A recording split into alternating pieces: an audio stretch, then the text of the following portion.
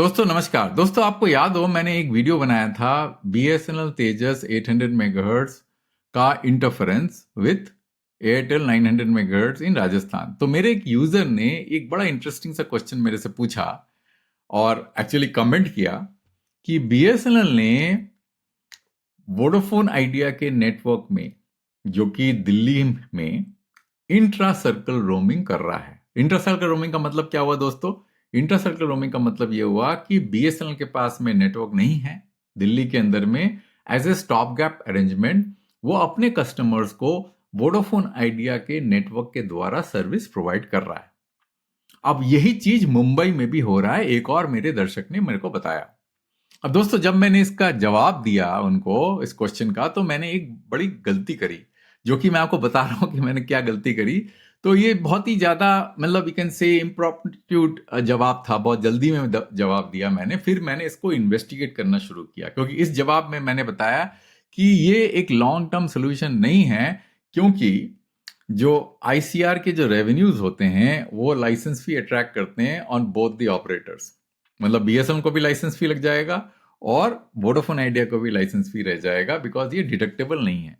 जब मैंने इसको इन्वेस्टिगेट किया दोस्तों, मैंने कुछ और ही पाया, और मैं आपको सारे डॉक्यूमेंट्स जो है आपको दिखाऊंगा। और मेरे को ये बहुत कॉन्ट्रडिक्टरी लगा, क्योंकि जो लॉजिक अप्लाई होता है जो पास थ्रू देने के लिए, पास थ्रू समझते हैं ना दोस्तों आप? इसका मतलब क्या हुआ कि मान लीजिए एक ऑपरेटर ने ग्रॉस रेवेन्यू कलेक्ट किया, राइट, एक पर्टिकुलर सर्कल से।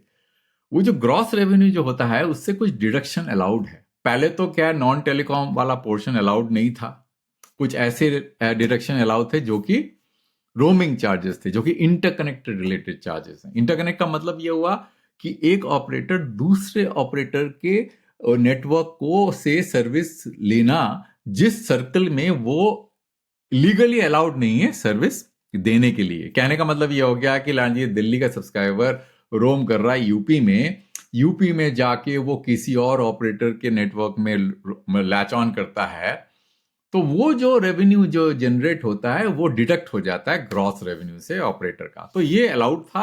और इससे क्या होता है कि रोमिंग में जो इंप्लीकेशंस होते हैं उसमें डबल टैक्सेशन नहीं होता। डबल टैक्सेशन का मतलब क्या हुआ? एक ऑपरेटर का जो रेवेन्यू है दूसरे उसमें भी लाइसेंस फी लग गया, और दूसरे ऑपरेटर के रेवेन्यू में भी लाइसेंस फी लग गया। तो ये रेवेन्यू दोनों में पास थ्रू होते हैं। मतलब एक ऑपरेटर कलेक्ट करता है, उस दूसरे को पास ऑन करता है, तो दोनों में लाइसेंस फी लग के ये कॉस्ट काफी बढ़ जाता है। पर जो आईसीआर में मुझे पहले मेरे को लगता था कि ये इसमें ये डिडक्शन अलाउड नहीं है, क्योंकि कुछ लॉजिक थे, कि अब मैं आपको बताऊंगा कि क्या लॉजिक है। पर बाद में इन्वेस्टिगेट करने के बाद पता चला अरे ये तो अलाउड है, मतलब डिडक्शन अलाउड है, जिससे कि डबल टैक्सेशन नहीं होगा। तो अगर ऐसा था तो क्वेश्चन ये आता है दोस्तों कि बीएसएनएल वीआई आईसीआर ये अभी क्यों अलाउ हुआ दिल्ली एंड मुंबई में, वो पहले से क्यों नहीं हुआ? बीएसएनएल को 4G लॉन्च करने में इतनी देरी हुई, वोडाफोन आइडिया ऑलरेडी स्ट्रगल कर रहा था, कस्टमर लूज कर रहा था। तो बीएसएनएल एंड वोडाफोन आइडिया को एक साथ जो है कोलैबोरेट करने के लिए सरकार ने पहले से क्यों नहीं प्रोत्साहित किया? ये बड़ा क्वेश्चन है। The policy contradiction that allowed BSNL to fail, how regulatory inaction and contradiction weaken to operators, यही मेरा इस पूरे प्रेजेंटेशन का उद्देश्य है। अब देखिए दोस्तों, द रियलिटी चेक क्या है? बीएसएनएल बहुत देरी से आया 4G में, नेटवर्क काफी इंस्टेबल है, सब्सक्राइबर इरोजन हो रहा है, failure of transition management, not just tech delay, है ना? तो क्योंकि उनके पास में पूरा रीच नहीं है, नंबर ऑफ बेस स्टेशन कम है, तो कहीं पे कवरेज नहीं है, उनके नंबर ऑफ बेस स्टेशन काफी कम है ऑपरेटर से। वोडाफोन आइडिया डेफिनेटली उनसे काफी आगे था। तो आईसीआर करके बीएसएनएल चाहता तो अपने सब्सक्राइबर को बेटर कवरेज दे सकता था और वोडाफोन आइडिया रेवेन्यू कलेक्ट कर सकता था, है ना, जो कि उसके लिए सबसे बड़ी मुसीबत है वोडाफोन आइडिया के लिए। तो वीआई का नेटवर्क स्टाफ ऑफ रेवेन्यू, और वो अपना सब्सक्राइबर लूज कर रहा है, उसको कैपेक्स करने नहीं दे रहे हैं, उनको लोन लेने नहीं दे रहे हैं, क्योंकि गवर्नमेंट का इतना बड़ा जो है सर पे उनका लाइबिलिटी पड़ी हुई है, तो बैंक उनको लोन नहीं दे रहा है। तो वो एजीआर के कारण जो है काफी परेशान है, unable to fund upgrades, capacity existed but not monetize. आप देखेंगे वीआई का नेटवर्क काफी थिन है compare to, from a usage point of view, compare to this competitors जो भारती एंड रिलायंस जो है।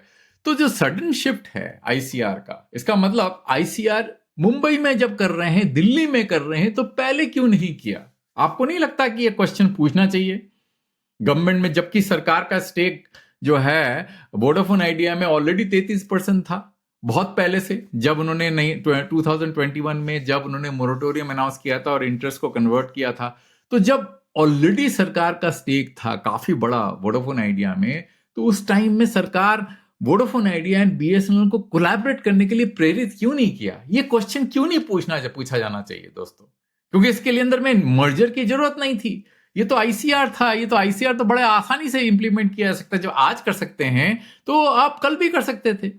तो बीएसएनएल आज जो है दिल्ली और मुंबई में वोडाफोन आइडिया का नेटवर्क यूज कर रहा है, और ये टेम्पररी लाइफलाइन मॉडल है बीएसएनएल के भी। बीएसएनएल नेटवर्क ही नहीं है दिल्ली और मुंबई, तो वोडाफोन आइडिया का यूज कर रहा है।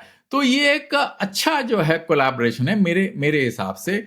तो यही चीज जो है इसको पहले भी करना चाहिए था। आज अगर अलाउड है, आज वो कर सकते हैं, तो पहले क्यों नहीं कर सकते थे? पहले इम्पॉसिबल क्यों था? Always listed as admissible. और मैं आपको बताऊंगा क्योंकि आईसीआर में जो पास थ्रू है कैसे अलाउड है, कौन सा पॉलिसी है, कौन सा रूल है, और कॉन्ट्रडिक्ट भी कैसे करता है ये। मतलब इट इज एन एक्सेप्शन, मेरे हिसाब से एक्सेप्शन है, अलाउड नहीं होना चाहिए, पर डीओटी इसको अलाउ करती है पास थ्रू में। तो बीएसएनएल को सपोर्ट डिनाई किया गया। ये मिस स्टेबलाइजेशन अपॉर्चुनिटी, बीएसएनएल को सब्सक्राइबर रिटेन कर सकता था, इतना सब्सक्राइबर लॉस नहीं होता उसका, क्योंकि बीएसएनएल का नेटवर्क कवरेज इतना पुअर था। Vi could have monetize idle network, उनका नेटवर्क आइडल पड़ा हुआ था, उसको मोनेटाइज कर सकते हैं। कंपटीशन जो है, ये दोनों ऑपरेटर जो वीक ऑपरेटर है, दोनों मिलके मार्केट में कंपटीशन को वो कर सकते थे, मतलब प्रिजर्व कर सकते थे। Policy logic versus action, ICR allowed on paper, blocked in practice. दिख रहा है आपको clearly? Implemented after damage was, सब कुछ खत्म हो गया उसके बाद आईसीआर। तो कभी कभी तो मेरे को लगता है कि बीएसएनएल का जो सिचुएशन है इट इज बाय डिजाइन है। मतलब कितने कुछ किया जा सकता है जो कि बहुत ही ऑब्वियस लगता है कि नहीं दोस्तों आपको? अच्छा, who cause the failure? Not just operator mismanagement, policy inertia is responsible. साफ दिखाई दे रहा है मेरे को, सरकार को पास सब कुछ था, पूरा कंट्रोल था, वोडाफोन आइडिया के ऊपर में भी और बीएसएनएल के ऊपर में भी। कुछ नहीं किया उन्होंने। Decline accelerated, not inevitable. Economic theory, economic irony देखिए, BSNL loss customer, Vi loss monetisation chances, market got concentrated. अब 2 साल से आप जो है ये चीज कर सकते थे, 2 साल में कितना नुकसान हो गया दोनों ऑपरेटर का। Late realization, ICI correction is not innovation, too early, 2 years too late for recovery, है ना? अच्छा, अब जो है बड़ा इंटरेस्टिंग सा क्वेश्चन है, why allowed now but not earlier, who blocked cooperation? अब इन दोनों का जवाब आप ही दीजिए, मुझे तो पता नहीं। अब दोस्तों एक सीधा चीज मैं आपको दिखाता हूं जो कि बहुत ही इंटरेस्टिंग है।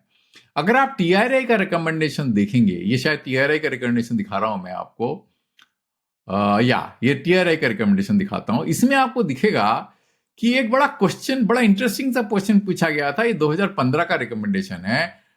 TSP opting for intra-circle roaming arrangement, on the other hand, is obligated to provide telecom service to its subscriber and is using the intra-circle roaming arrangement to substitute for building its own network or to share other TSP's operators network। ठीक है, ये उन्होंने कहा TRI ने, मतलब it is just a reference that it is making, and then on the top of it is recommending, authority recommends that intra-circle roaming charges should not be allowed at deduction from the APGR for calculating AGR for telecom service provider for the purpose of computing license fee and SUC। आप समझ रहे हैं ना? तो ये allow नहीं करना चाहिए, इससे तो डबल टैक्सेशन होता है। ये कब का रिकमेंडेशन है? 2015 का रिकमेंडेशन। अगर आप जाएंगे आप देखेंगे 2015 का रिकमेंडेशन है जो है TRI का, जब उन्होंने APGR और GR का रिकमेंडेशन दिया। उसके हिसाब से क्लियरली ये पता चल रहा है कि आप जो है ये पास थ्रू नहीं ले सकते। ये रिकमेंडेशन देखिए TRI का, है ना?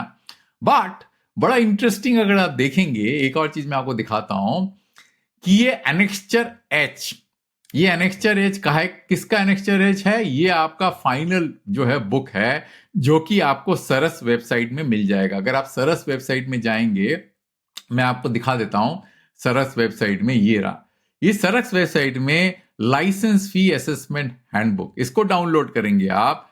इसके अंदर में आपको बड़ा इंटरेस्टिंग चीज नजर आएगा, एक एनेक्स्चर एच, उसमें लिखा है एडमिसेबल डिडक्शन। इस एडमिसेबल डिडक्शन में आप देखेंगे यहां पे क्या लिखा है, आप देखिए, intra circle roaming is admissible deduction, allowed. और ये बिल्कुल लेटेस्ट डॉक्यूमेंट है, और ये एक लेटर इशू किया था डीओटी ने, जो मैं आपको दिखा देता हूं। वोडाफोन ने क्वेश्चन पूछा था, उसके जवाब में क्लैरिफिकेशन दिया था डीओटी ने। In this regard clarification use by DOT on revenue treatment on intra-circle roaming is enclosed. As per the said clarification, ICR charges may be allowed as deduction. ये उन्होंने क्लियरली कहा था, said clarification does not complement any kind of comparison or restriction as used by your good office. अब ये letter का कब का था, 2/6/2017 का, और यही उन्होंने इस एनेक्स्चर में, जो कि उस कंपेंडियम का पार्ट है जो मैं आपको दिखा रहा था, ये लेटेस्ट डॉक्यूमेंट है सरस के वेबसाइट में, इसको आप अगर कोट करेंगे तो आपको दिखेगा कि ये अलाउड है। पर लॉजिक में क्या दिक्कत है दोस्तों, ये अलाउ क्यों होना चाहिए? अगर आप टीआरआई का लॉजिक देखें जो उन्होंने यहां पे यूज किया, और डीओटी ने भी इसको एम्पलीफाई किया, मतलब एक क्लैरिफिकेशन डॉक्यूमेंट डीओटी ने इशू किया था फॉर रिप्रेजेंटेशन ऑफ रिव्यू और definition of gross revenue on AGR on dated something 2023। उसमें उन्होंने बड़ा इंटरेस्टिंग सा पॉइंट रेस किया था। एक ऑपरेटर ने क्वेश्चन पूछा था कि lease line, bandwidth charges, port charges, cable station charges, sharing of infrastructure and other charges are paid from one TSP to another should be allowed deduction. तो DoT ने क्या कहा था, टीआरआई का कोई पैरा कोट कर रहे हैं, है ना, वही रिकमेंडेशन जो आपको दिखाया था मैंने। As already mentioned, that these are basically expenditure related to effective network operation and cannot be treated as similar interconnection usage charges. आप समझ रहे हैं ना? These are item of cost that are paid to the fixed monthly, yearly as per connection charges and not incidental to carriage of calls on a call basis like interconnection usage charges, roaming charges, etc. अब दोस्तों, interconnection as word जो है, आप अगर USL का अगर document देखेंगे, उसमें भी वर्ड इंटरकनेक्शन का वर्ड यूज किया गया है, और उनको डिफाइन किया गया है कि interconnection resources required for operation of services for extending them over network of others license provider will be mutually agreed between the party. और इन्होंने जो है इंटर सर्कल ट्रैफिक को और उसको डिफाइन करके रखा हुआ है। तो मोटा मोटा मेरा पॉइंट ये है, जो मैं आपको समझाने की कोशिश कर रहा हूं यहां पे, कि अगर आप देखें ये जो लॉजिक यूज किया था टीआरआई ने कि ये अलाउड क्यों नहीं होना चाहिए, उसको अगर आप पढ़ेंगे कि allowing intra circle roaming charges at deduction में also entail revenue implication in the form of lesser licence fee and SUC to the government. क्यों? क्योंकि charges paid by one TSP to another for intra circle roaming in the same LSA are thus a substitute for cost of setting up their own network. Well, it is a substitute the cost of setting up their own network or sharing the network of the other license provider. Decision to pay inter-circuit roaming charges in nature of a make or buy decision not amenable to treatment of these charges as deduction. इसका मतलब दोस्तों ये है कि आपको अगर एक licence मिला हुआ है एक पर्टिकुलर सर्विस एरिया में, आपकी रिस्पॉन्सिबिलिटी है कि नेटवर्क रोल आउट करना, स्पेक्ट्रम जो आपने लिया है उसको प्रॉपर तरीके से यूटिलाइज करना, उसको खाली नहीं रखना। अगर आप दूसरे सर्कल में जाके किसी दूसरे ऑपरेटर के साथ में रोम करते हैं और वहां पे आपका शायद लाइसेंस ना हो, तो वहां पे आपकी कोई रिस्पॉन्सिबिलिटी नहीं है, क्योंकि आपके पास कोई स्पेक्ट्रम नहीं है। यहां पे आपको स्पेक्ट्रम मिला है, उसको खाली रखने की रिस्पॉन्सिबिलिटी नहीं है, आपको यूज करना है। तो आप अपना स्पेक्ट्रम खाली रख के किसी दूसरे ऑपरेटर के स्पेक्ट्रम के ऊपर रोम नहीं कर सकते और कह सकते हैं कि इसको डिडक्शन अलाउ करो। यही टीआरआई का लॉजिक है। इसलिए मैं मानता हूं दोस्तों, ये जो स्टेटमेंट है annexure H, permissible and inadmissible deduction, जिसमें एडमिसेबल डिडक्शन दिया हुआ है कि inter circle roaming is admissible, मेरे हिसाब से एक कॉन्ट्रडिक्ट कर रहा है लॉजिक से कि आप पास थ्रू किसको अलाउ करेंगे, किसको नहीं अलाउ करेंगे। पर इरेस्पेक्टिव ऑफ द फैक्ट कि intra circle roaming pass through allowed है, लाइसेंस फी में डबल टैक्सेशन नहीं होगा, ये जानते हुए भी हमने बीएसएनएल को क्यों नहीं अलाउ किया वोडाफोन आइडिया का नेटवर्क में इंट्रा सर्कल रोमिंग करने के लिए? तो दोस्तों ये क्वेश्चन बनता नहीं है क्या, वाजिब क्वेश्चन नहीं है क्या पूछने के लिए कि हमने वोडाफोन आइडिया एंड बीएसएनएल को फेल होने के लिए और वीक होने के लिए क्यों अलाउ किया? अपार्ट फ्रॉम और भी बहुत सारे डिसीजंस लिए गए हैं जो कि बहुत ही ज्यादा कंट्रोवर्शियल हैं, जिसमें मैंने कई सारे डिसीजन मैंने पॉइंट आउट किए, जैसे 800 मेगाहर्ट्ज बैंड में 4G ना करना, 700 में 5G करना।